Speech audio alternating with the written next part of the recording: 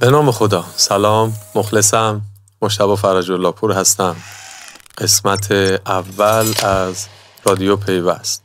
اینکه چرا رادیو پیوست، اینکه قرار هست چی گفته بشه، به مرور خدمت شما هستیم، مفصل در موردش صحبت میکنیم که چرا اسم پیوست رو برای این رادیو انتخاب کردیم، که قرار است در سلسله اپیزودهای مختلف در مورد چه موضوعاتی صحبت بکنیم. انشالله به زودی بهش میپردازیم، مفصل خدمت شما خواهیم بود. این توفیق رو دارم که در این قالب یه مقدار جدید خدمت شما هستیم و امیدوارم بتونیم به مباحث و مطالبی بپردازیم که مفید باشه.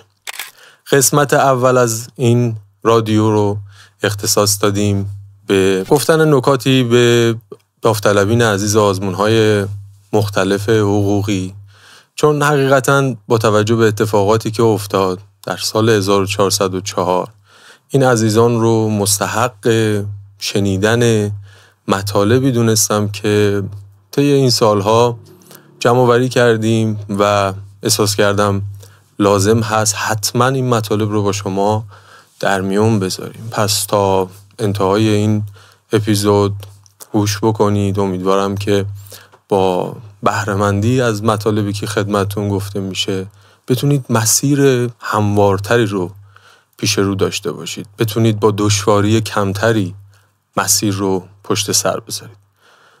میدونم خیلی سخته، ایامی رو پشت سر گذاشتید که برای همه ما سخت بود، برای شما سخت‌تر. با آینده‌ای مواجه هستید که بسیار مبهمه، مشکلاتی که نمیدونید قراره چه اتفاق بیفته. همه ما دچار این ابهام هستیم، اما تحمل و گذراندن این ایام برای شما به مراتب قطعاً سخت‌تر خواهد بود، چرا که شما به هر حال دیدید که اتفاقاتی دامنگیر این کشور شد که خب متوقف کرد مدتی شما رو. ممکنه خدای نکرده باز هم ما درگیر چنین اتفاقاتی بشیم و شما رو با مشکلاتی مواجه کنه. اما لازم دونستم چند نکته رو خدمتتون توضیح بدم. امیدوارم که به کارتون بیاد و بتونید استفاده بکنید. نکته اول اینه که با توجه به وضعیت روانی که در کشور حاکم هست، لازمه که شما در این ایام حتما تمرکزتون رو بیشتر روی مطالبی بذارید که قرار هست برای آزمون مطالعه داشته باشید. سعی کنید از حواشی دور باشید، فضاهای مجازی رو مسدود بکنید، راههای ارتباطی با این فضاها رو ببندید و سعی بکنید تا حدی که امکان داره دنیاتون رو محدود بکنید. چارچوب بندی کنید برای خودتون و اجازه ندید هر مطلبی وارد ذهن شما بشه. در واقع باید خیلی جدی و سختگیرانه و وسواسگونه ورودی ذهن خودتون رو در این ایام کنترل بکنید. خب احتمالاً شما هم مترصد اخبار هستید از این جهت که خب مشکل مشابهی مجدد اتفاق نیفته، آزمون‌ها پس و پیش نشن، به هر حال شما بتونید برنامه‌ریزی درستی داشته باشید و به بهترین نحو آزمون‌های حقوقی رو پشت سر بذارید.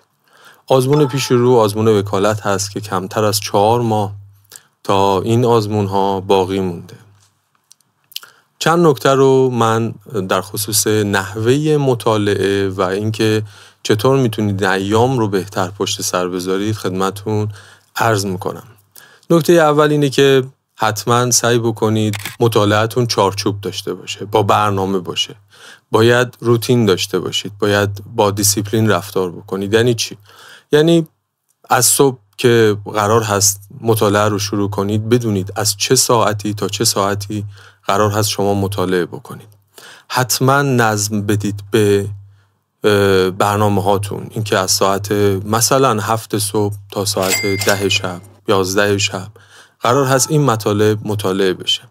نکته‌ای که در خصوص برنامه‌ریزی باید بهش توجه داشته باشید این هست که تا جایی که ممکن هست اهداف رو باید خورد و خوردتر کرد.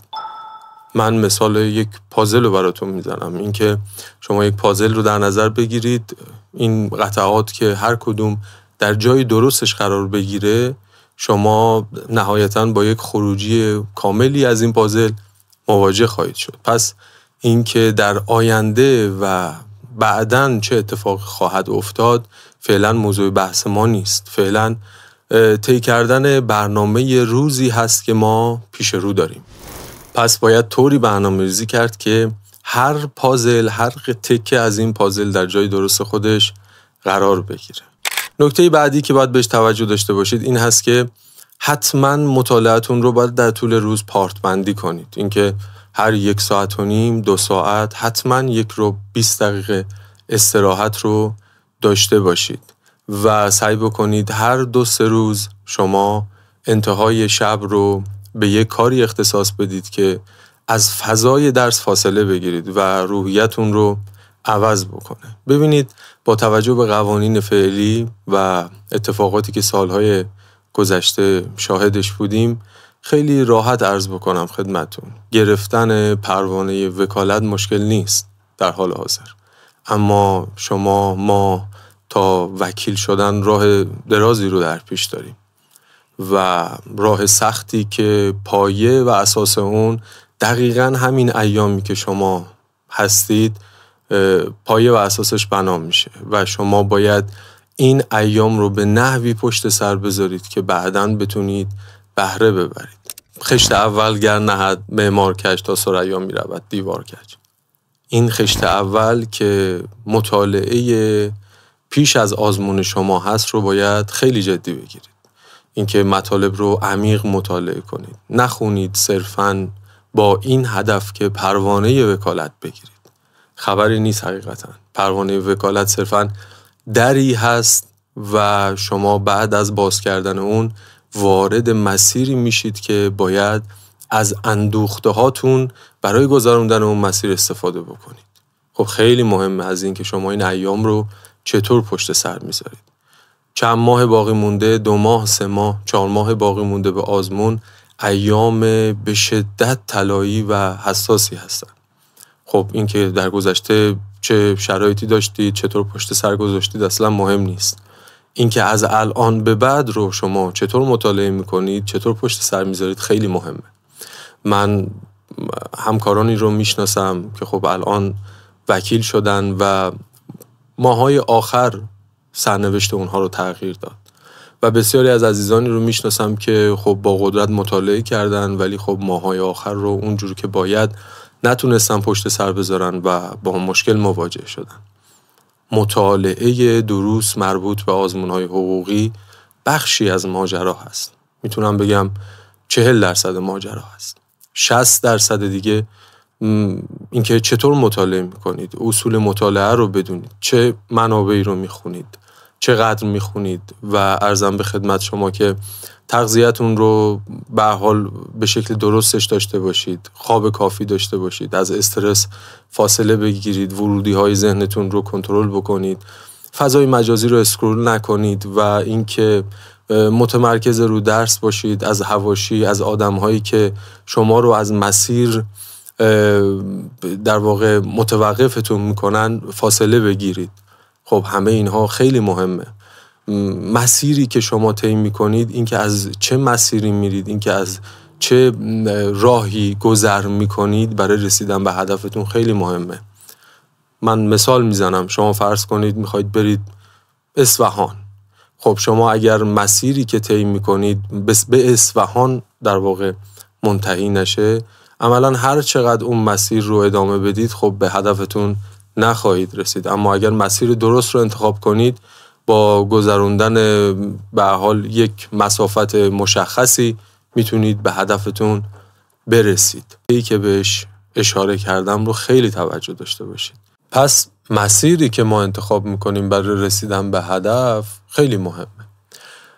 نکته‌ای که میتونه قلب این اپیزود باشه و احتمالاً کمتر بهش توجه میشه و کمتر به ما گفتن یا میگن اینه که چیزی که ابتدای اپیزود گفتم، سنگ بنای مسیر حرفه‌ای شما این ایام داره در واقع ایجاد میشه و خیلی باید این ایام رو جدی گرفت. اینکه 2 ماه وقت دارید، 3 ماه فرصت دارید، فرصت خیلی خوبیه. فرصتی هست که شما میتونید بیشترین بهره رو ببرید.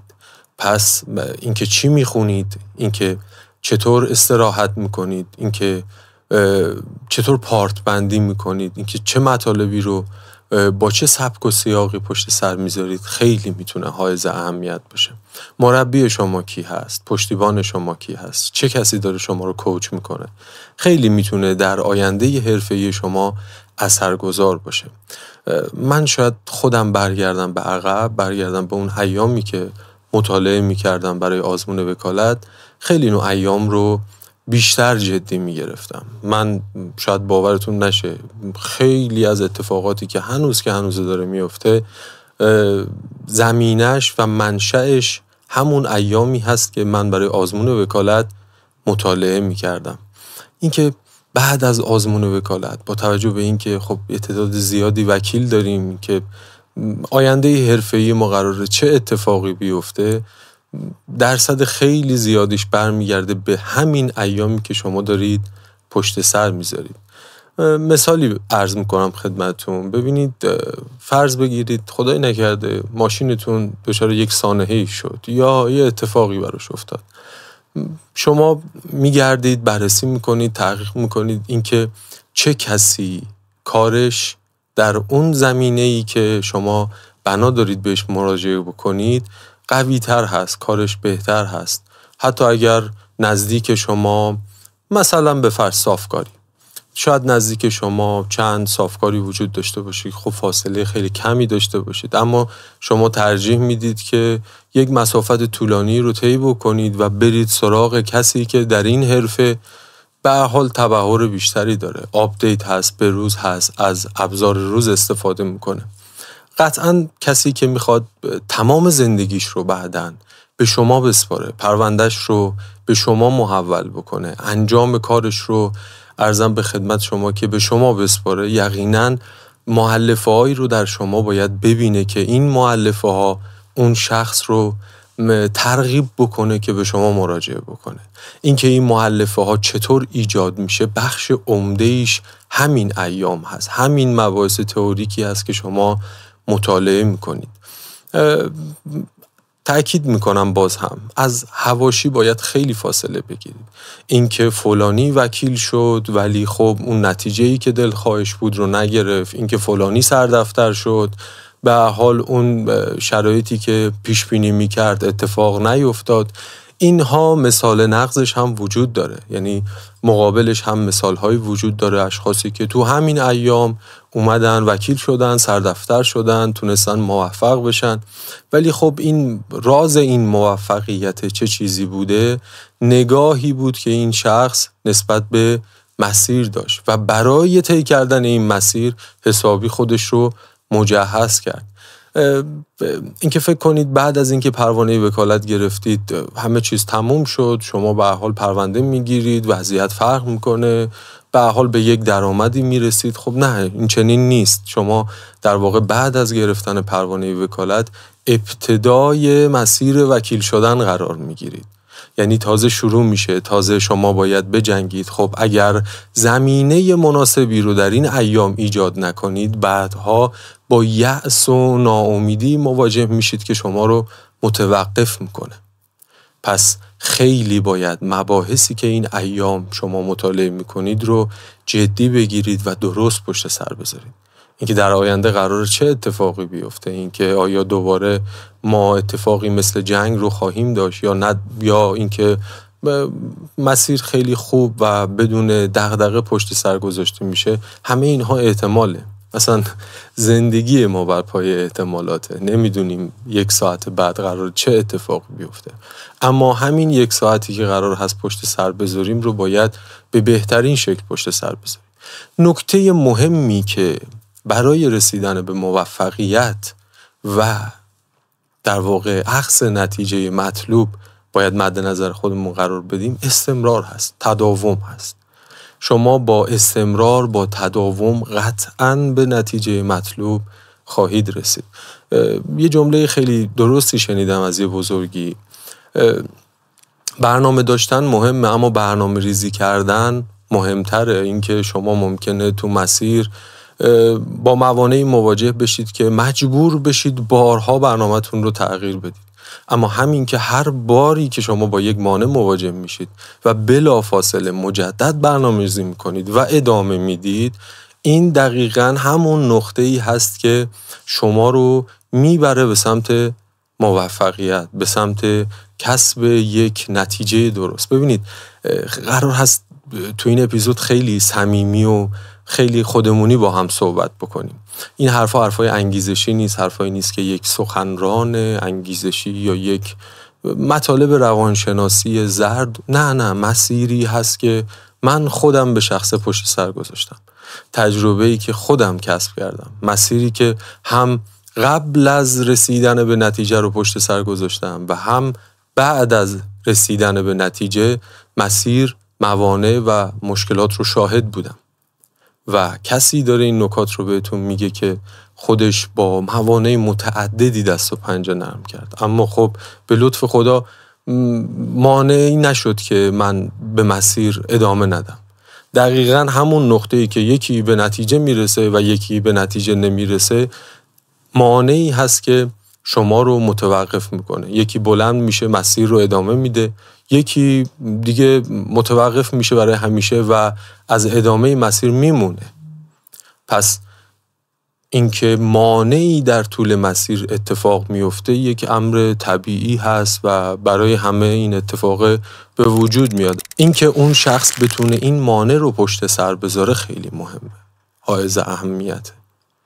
پس همیشه تصور و پیشبینی یک اتفاقی رو داشته باشیم، همیشه بدونیم احتمال داره مانعی برای ما به وجود میاد، اما طوری مسیر رو پشت سر بذاریم که هیچ مانعی نتونه متوقف کنه ما رو. این خیلی مهمه. خب تا اینجا عرض کردم، پس باید برنامه داشته باشیم، باید چارچوب داشته باشیم، دیسیپلین داشته باشیم و درست مطالعه کنیم، تغذیه درستی داشته باشیم، خواب کافی داشته باشیم. ببینید عرض کردم 40% ماجرا مطالعه است، 60% ماجرا مطالب دیگری هست که خدمتون عرض کردم. منابعی که مطالعه میکنید، اینکه چقدر غنی هستن، چقدر شما رو میتونن در اون موضوع عمیق بکنن، اینها خیلی مهمه. باز هم مجدد تاکید میکنم، با توجه به قوانین فعلی گرفتن پروانه وکالت خیلی مشکل نیست، اما تا وکیل شدن راه نسبتاً طولانی و سختی رو ما در پیش داریم و همه این ایام، همه روزها، همه پارت هایی که شما برای مطالعه پشت سر میذارید رو در واقع باید طوری تعبیر بکنید که شما رو داره یک قدم به وکیل شدن نزدیک میکنه، نه گرفتن پروانه وکالت. پس خیلی استرس و نگرانی این رو نداشته باشیم که آیا من آزمون وکالت رو میتونم قبول بشم، آزمون سردفتری رو میتونم قبول بشم. با یک تحقیق جزئی، یک بررسی میدانی متوجه میشید که خیلی کار مشکلی نیست در برهه فعلی.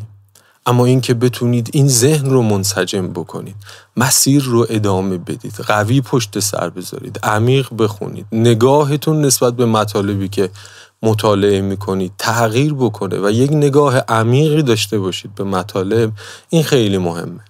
این میتونه ما رو بعداً به یک وکیل تبدیل بکنه و الا حتما تجربه خواهید کرد صرف گرفتن پروانه وکالت اتفاقی رو رقم نمیزنه، اتفاقاً میتونه یأس و ناامیدی رو به دنبال داشته باشه.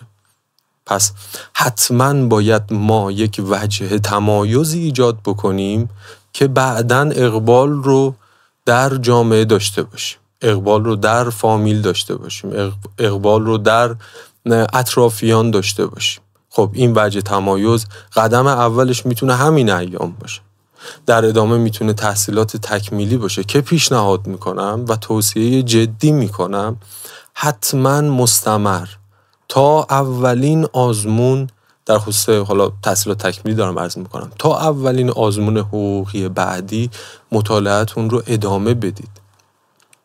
اگر مقطع کارشناسی هستید و برای آزمون وکالت مطالعه میکنید، حتما بعد از آزمون وکالت مدتی که تا زمان ارشد، آزمون ارشد یا دکتری باقی مونده رو مطالعه بکنید. تداوم داشته باشه در واقع مطالعتون. مطمئن باشید اتفاقات خیلی خوبی رو شاهد هستید. یعنی اگر بخواید موکول کنید به آزمون بعدی، سالهای بعدی، اینکه خب بعد از مطالعه برای آزمون وکالت خسته شدید، تکراری شد مطالب و بخواید موکول کنید به سالهای بعد، قطعاً با چالش جدی مواجه خواهید بود. پس توصیه من اینه بلافاصله بعد از آزمون وکالت با یک استراحت جزئی، فارغ از این که آزمون وکالت چه نتیجه‌ای خواهد داشت، ادامه بدید مطالعتون رو برای آزمون اسفند ماهی که حالا آزمون دکتری یا ارشد، که قطع به یقین این موضوع از جنبه‌های مختلف میتونه در آینده حرفه‌ای شما تأثیر بذاره. هم یک رزومه مثبتی میتونه باشه، هم شما رو در معرض یادگیری عمیق مطالب قرار میگیره. ببینید این که شما بعد از آزمون وکالت بخواید بشینید دوباره کتاب بخونید، خب سخته طبیعتا. این که بعد از اینکه وکیل شدید، پروانه کارآموزی گرفتید، بخواید دوباره بشینید مطالب رو مجدد مطالعه کنید، خب کار سختیه. مگر اینکه خودتون رو در معرض یادگیری قرار بدید، مجبور بشید بخونید، مجبور بشید در مطالب عمیق بشید.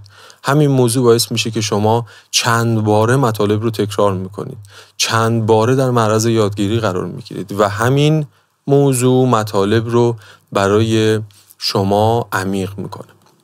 خب من خیلی شاید نشه تو این 20 دقیقه یا 30 دقیقه‌ای که خدمت شما هستم به همه جوانب بپردازم، اما خواستم به نوبه خودم، به زعم خودم، نکاتی رو که یک مقدار احساس کردم کلیدی تر هست و احتمالاً مؤثر باشه در مسیری که شما دارید پشت سر میذارید رو با شما به اشتراک بذارم.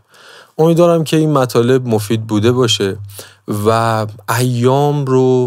ایام باقی مونده تا آزمون‌های حقوقی رو بتونید به سلامت، با کمترین چالش، با کمترین مانع پشت سر بذارید. شاید یه جمله از مطالبی که من امروز گفتم یک مقدار آرامش خاطر باشه، یک مقداری بتونه کمک بکنه، مسیر رو هموار بکنه برای شما.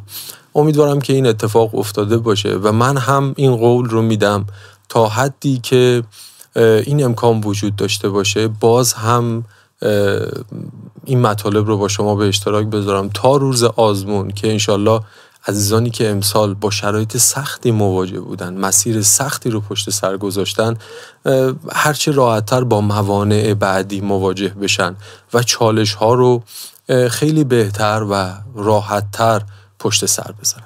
آرزوی توفیق دارم برای یکایک شما تا اپیزود بعدی که قرار هست مجدد نکات مهمی که تا روز آزمون باید بهش توجه داشته باشید، خصوص ماه‌های پایانی رو خدمت شما خواهم بود.